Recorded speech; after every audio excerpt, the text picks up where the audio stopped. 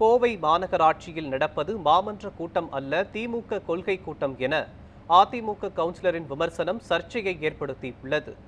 கோவை மாநகராட்சி வளாகத்தில் உள்ள விக்டோரியா அரங்கில் அவசர மாமன்ற கூட்டம் மாநகராட்சி மேயர் ரங்கநாயகி தலைமையில் மாநகராட்சி ஆணையாளர் சிவகுரு பிரபாகரன் முன்னிலையில் நடைபெற்றது. மாநகராட்சி பகுதிகளில் செயல்படும் மயானங்களின் நேரம் குறித்த விவாதத்தின் போது அதிமுக கவுன்சிலர் பிரபாகரன் அவசர மாமன்ற கூட்டத்தில் மயான நேரம் குறித்த கேள்விகள் அவசியமா என்று வினவியதாக கூறப்படுகிறது. இதனால் திமுக கவுன்சிலர்கள் பிரபாகரனுடன் வாக்குவாதத்தில் ஈடுபட்டதால் பரபரப்பு நிலவியது. இதையடுத்து செய்தியாளர்களுக்கு பேட்டியளித்த பிரபாகரன், திமுக ஆட்சி பொறுப்பேற்றது முதல் கோவை மாநகராட்சிக்கு எந்த திட்டமும் கொண்டுவரவில்லை என்று தெரிவித்தார்.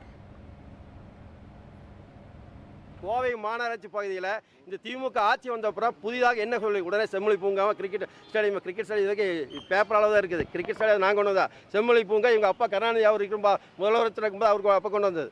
அதே உடனே நாங்கள் எந்திரிச்சா உடனே அதிமுககாரங்க இது இல்லாதல்ல, அதிமுககாரங்க எல்லாம் எஸ்பி வேலுமணி மூலிமா அத்தனை கோடி பாலம் கொண்டு வந்திருக்கா. ஸ்மார்ட் சிட்டி டெவலப் உடனே நீங்கள் ஸ்மார்ட் சிட்டி டெவலப் பண்ணி எவ்வளோ அவ்வளோ நல்லா இருந்தது. இன்றைக்கி பல கோடி வேஸ்ட்டாக கிடக்குதாங்க.